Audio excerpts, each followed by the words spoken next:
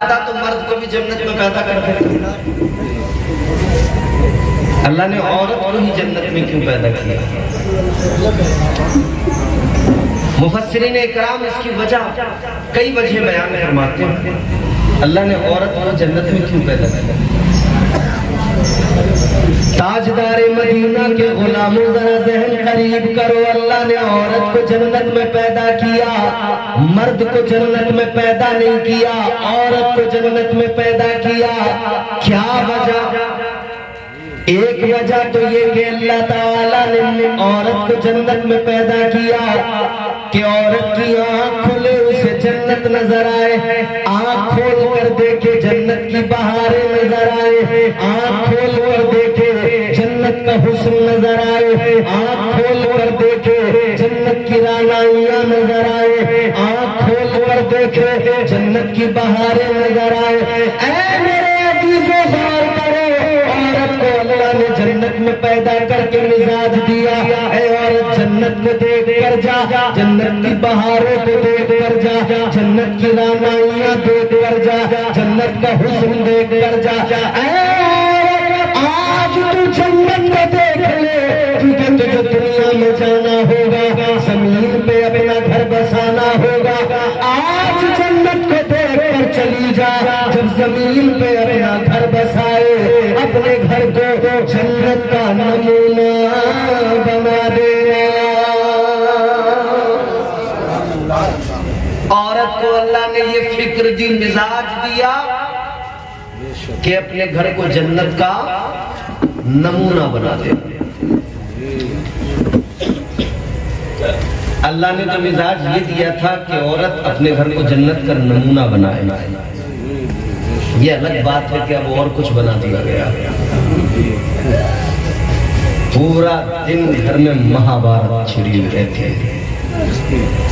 کہیں تو میاں بیوی میں نہیں بنتی، کہیں میاں بیوی میں بن جائے تو پھر ساس بہو میں نہیں بنتی، ساس بہو میں بن جائے تو دیورانی جٹھانی میں نہیں بنتی، دیورانی جٹھانی میں اچھا جہاں بنتی ہے جدھر ایک طرف بنے گی تو دوسری طرف بگڑنی لازمی ہے. اگر دیورانی جٹھانی میں بننے لگے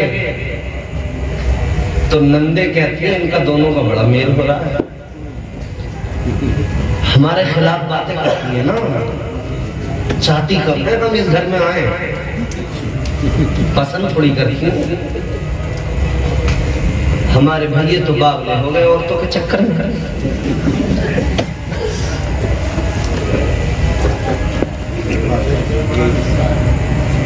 اگر ساس بہو میں بننے لگے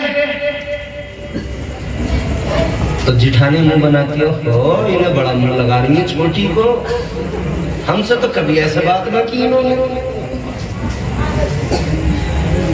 اگر میاں بیوی میں بن جائے تو اماں کہتی ہے جورو کا غلام ہے، غلام. ہر کالی پنی پہ نظر ہے، اس میں کیا گیا، اس میں کیا گیا. مطلب کچھ نہ کچھ چلتا ہی رہتا ہے. آدمی بڑا کنفیوز ہے، کرے تو کیا کرے. اماں کو راضی کرے تو بیوی ناراض ہوتی ہے، بیوی کو راضی کرے تو اماں ناراض ہوتی ہے. کس کو راضی کرے کس کو ناراض کرے سمجھ میں نہیں آتا. یہی تو زندگی ہے، بہت کچھ سکھاتی ہے میرے بھائی. بیلنس کرنا جب گھر میں سیکھ جاؤ گے باہر بھی بیلنس کرنا آ جائے گا، باہر پوری زندگی بیلنس ہو جائے گی. یاد رہے اگر تیری زندگی گھر کے اندر ان تمام چیزوں میں الجھنے کے باوجود بھی پرسکون ہے تو تو باہر بڑے بڑے کارنامے انجام دے سکتا ہے، تو باہر بڑے بڑے معاملات میں فتح یاب ہو کر لوٹے گا. لیکن ضروری یہ ہے تو اسلام کے تقاضوں کا خیال رکھنا، شریعت مصطفیٰ کا پابند رہنا. یاد رہے نہ ماں کے حقوق کو پامال کرنا اور نہ کسی حال میں بیوی پہ ظلم کرنا. بیوی سے بھی محبت کر، بیوی کا بھی خیال رکھ، ماں باپ کا بھی خیال رکھ، ان کے بھی حقوق ہے. بیلنس کرنا تیرا کام ہے. بیلنس کرنا تیرا کام ہے. بیلنس اگر بگڑا تو کام خراب ہے. اور بیلنس بگاڑنے کی بڑی کوششیں ہوتی ہیں چاروں طرف سے، اور ان ساری کوششوں کی ذمہ دار عورتیں ہیں. چاہے وہ ماں کی شکل میں عورت ہو، چاہے وہ بیٹی کی شکل میں عورت ہو، چاہے وہ بھابھی کی شکل میں عورت ہو، چاہے وہ بہن کی شکل میں عورت ہو. چاروں طرف سے اللہ تعالیٰ نے عورت کو مزاج دیا تھا گھر کو جنت کا نمونہ بنا دے، مگر عورت چاروں طرف سے جس روپ میں بھی ہے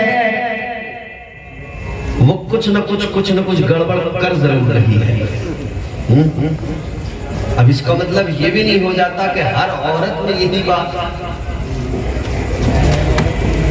عزیزان گرامی وقار ذرا توجہ فرمائیے. اللہ تعالیٰ نے عورت کو جو پیدا کیا بائیں پسلی سے حضرت آدم کی پیدا کیا.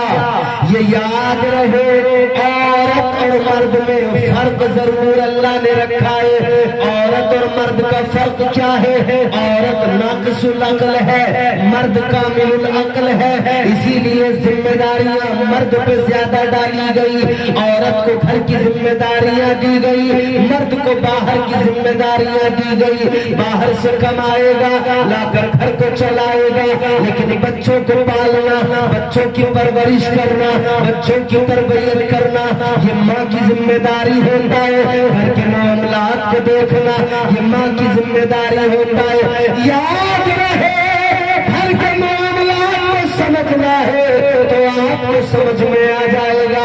اگر عورت گھر کے اندر نیک ہوگی تو گھر کا ماحول بھی اچھا ہوگا، بچوں کی تربیت بھی اچھی ہوگی، سارے معاملات بہتر ہوتے جائیں گے. اگر عورت گھر میں اچھی نہیں ہوگی تو گھر کا ماحول خراب رہے گا. آئے دن گھر میں لڑائیاں ہوگی، آئے دن گھر میں جھگڑے ہوتے رہیں گے، آئے دن یہ چیزیں آتی رہے گی. تو یاد رہے اے میرے بھائیوں، عورت جو گھر میں آئے یہ بڑا خیال رہے.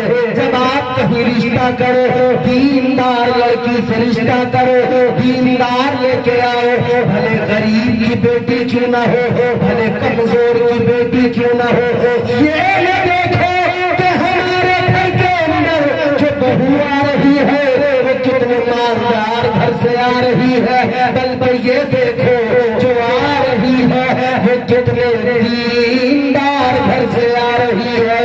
کیونکہ دیندار گھر سے آئے گی وہ گھر کا ماحول بہتر بنا دے گی، گھر کے اندر دینداری آ جائے گی، گھر کا ماحول بہتر ہو جائے